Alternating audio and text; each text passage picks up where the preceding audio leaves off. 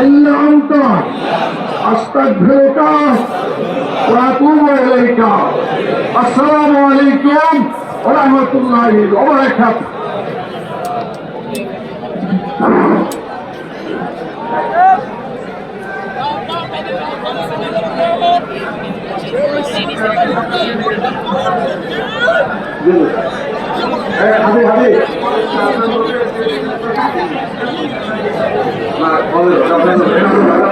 আমরা একসাথে আন্দোলন সংগ্রামে মুখরিত করবো ইনশাআল্লাহ। সবাই একসাথে